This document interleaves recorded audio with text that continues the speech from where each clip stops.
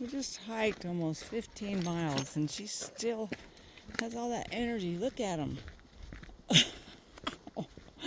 My feet are killing me.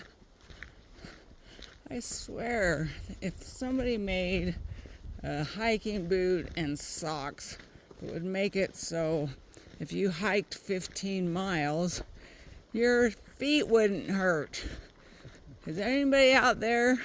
Maybe I should invent that because it sucks. And these are good boots. They're like $250 boots, and their socks are the $30 smart wool socks. And still 15 miles, it just does not work.